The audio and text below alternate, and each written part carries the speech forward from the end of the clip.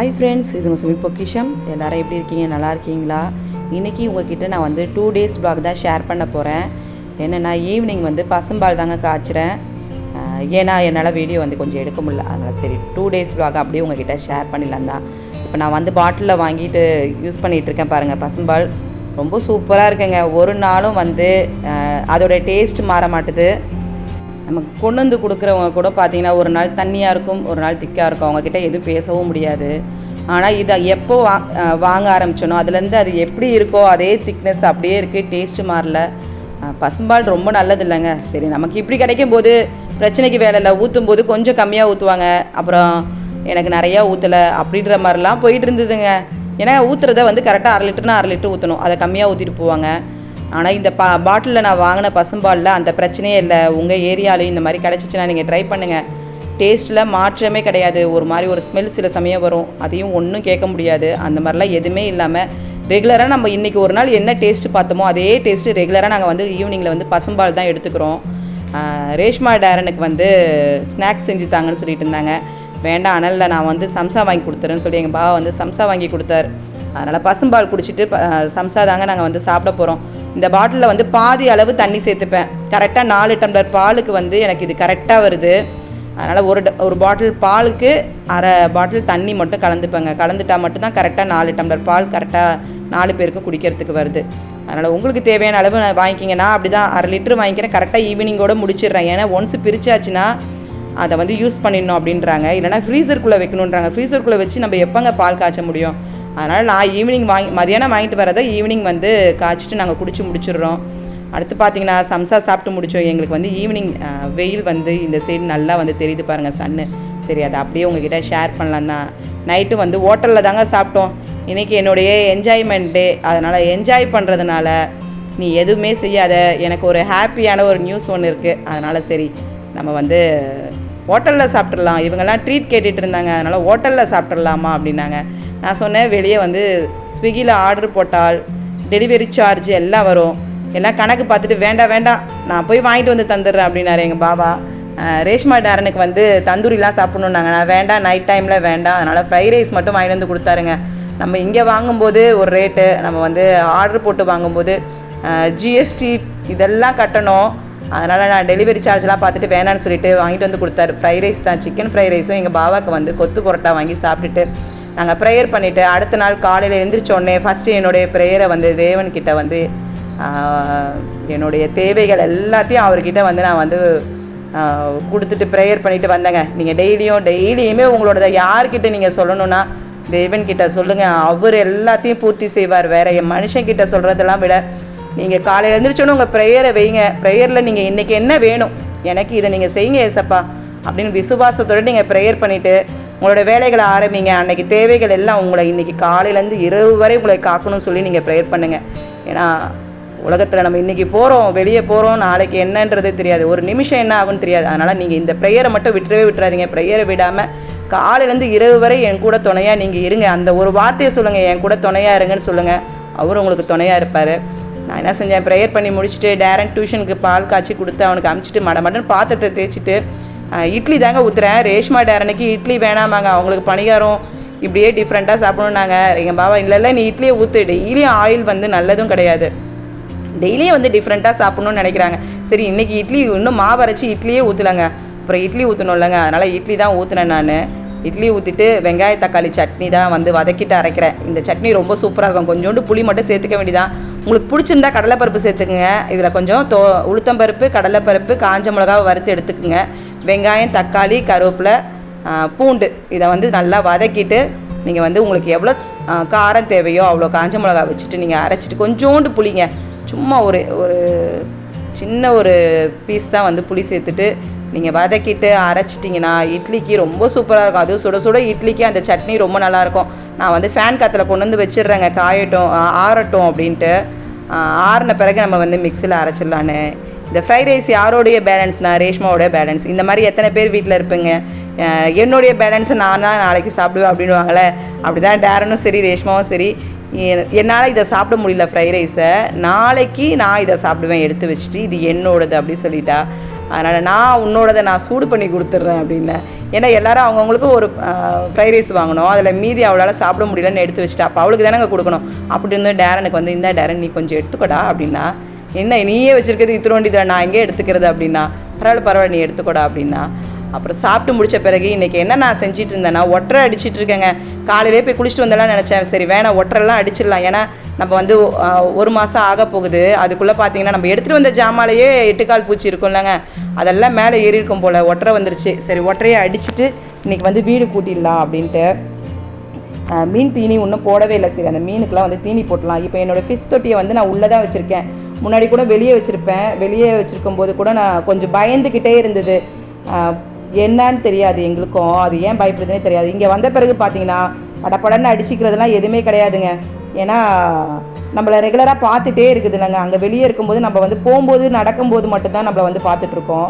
இங்கே வந்த பிறகு பார்த்தீங்கன்னா ரெகுலராக பார்த்துட்ருக்கனால இந்த படப்படன்னு அடிச்சுட்டு அப்படிலாம் பண்ணுறதெல்லாம் இல்லை. அந்த 4 மீன் எப்போயுமே அது தொட்டியில் வந்து இருக்குது. அது ரேஷ்மாவை டேரன் சொல்லுவாங்க, அதில் 2 நாங்கள் 2 நீங்கள் அப்படின்வாங்க.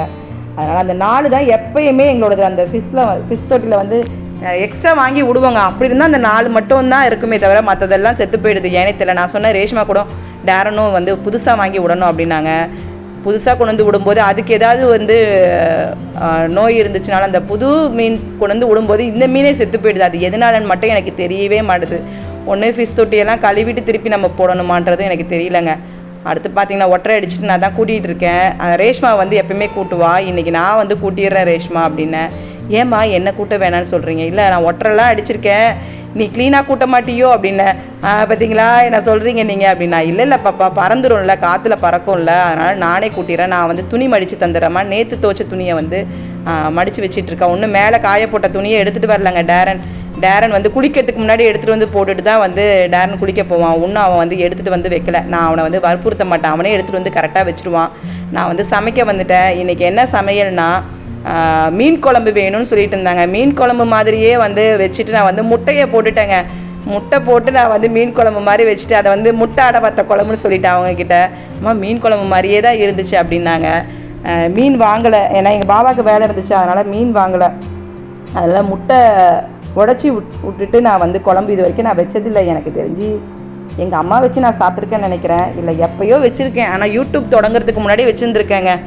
அதனால் நான் அப்போ வச்ச குழம்பு தான். சரி என்ன குழம்பு தான் வைக்கிறது, ஏன்னா காய் இல்லை. சரி புடலங்காய் இருந்துச்சு, அதை தேங்காய் போட்டு பொரியல் பண்ணிவிட்டு இந்த மாதிரி உடச்சி விட்ட முட்டை குழம்பு செஞ்சால் ரொம்ப நல்லாயிருக்குங்க.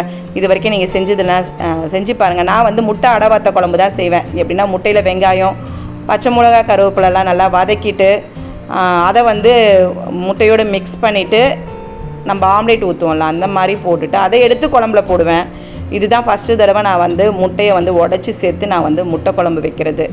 சரி ரேஷ்மா சொன்னால் எனக்கு எக்ஸ்ட்ராவே ஊற்றுங்கம்மா அப்படின்னா, ஓகே எக்ஸ்ட்ரா ஒரு முட்டை எக்ஸ்ட்ரா தான் சேர்த்தேன். ஏன்னா நான் சாப்பிட மாட்டேன், அவங்க 2 பேர் கூட சாப்பிட்டுப்பாங்க. ஆனால் அது தனித்தனியாக கொஞ்சம் பிரியுதுன்னு வச்சுங்க, சிம்மில் கொஞ்சம் வச்சுக்கிட்டேன் நான்.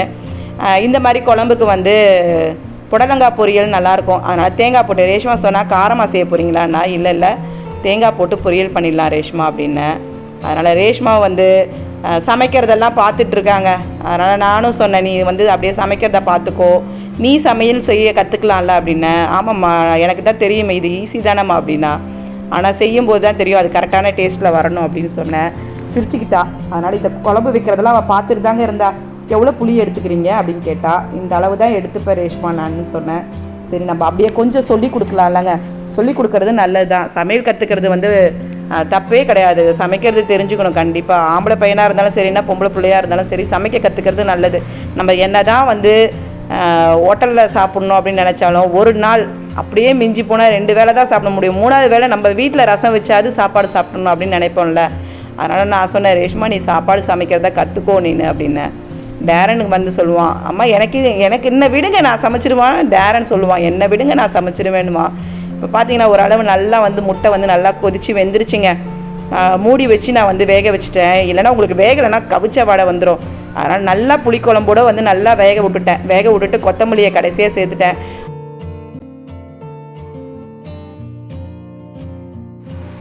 பார்த்துங்க மீன் குழம்பு மாதிரி இருக்கான். இது வரைக்கும் நான் வந்து முட்டை வந்து பொத்து ஊற்றிட்டு குழம்பு வச்சதே இல்லை. இதான் ஃபஸ்ட்டு தடவைன்னு நினைக்கிறேன். முன்னாடி நம்ம யூடியூப் ஆரம்பிக்கிறதுக்கு முன்னாடி நான் வச்சுருக்கேங்க. ஆமாம், அப்போ சின்ன பிள்ளையாக இருந்தீங்க. நான் அப்போலாம் என்ன செய்வேன், வெங்காயம் போட்டு ஆம்லேட் போட்டு தான் எப்பயுமே புளிக்குழம்புல சேர்ப்பேன். இந்த தடவை ஆமாம் புளிக்குழம்பு வைக்க காய் எதுவுமே இல்லை. சரி இதை செஞ்சுருவோம். முட்டை வந்து வாங்கி வெளியே தான் வச்சுருக்கோம். அதனால் முட்டை அடவாத்த குழம்பு. இது வந்து முட்டை பொத்து ஊற்றுன குழம்பு.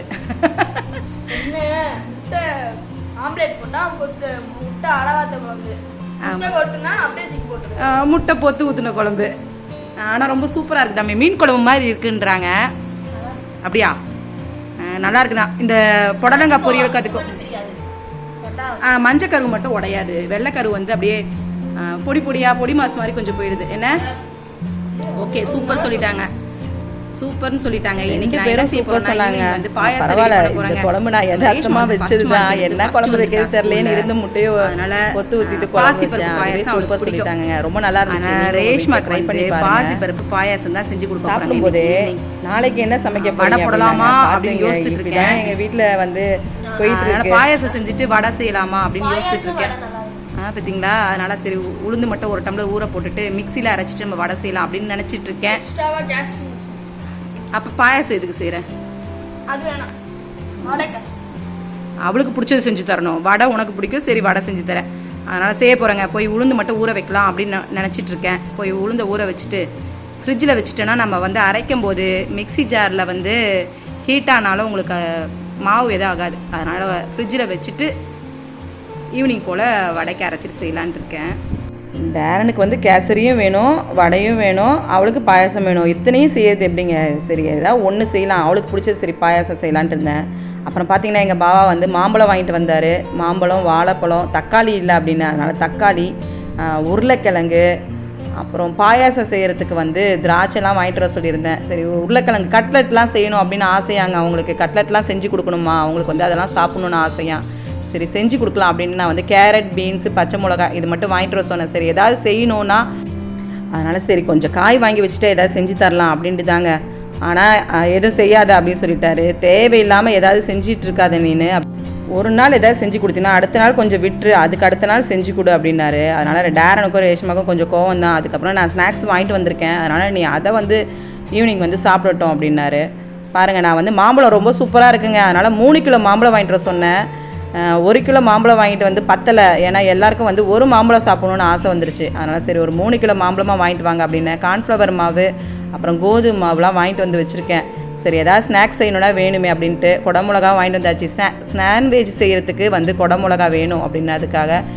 ஏன்னா நம்மக்கிட்ட சீஸ் இருக்குது பார்த்தீங்களா, அந்த ஸ்ப்ரெட் பண்ணி சாப்பிட்ற சீஸு, அதை வந்து வச்சு செய்யலாம் அப்படின்ட்டு இருக்கேன். பார்த்தீங்கன்னா நேந்திரங்காய் சிப்ஸும் மரவள்ளி கிழங்கு சிப்ஸ்.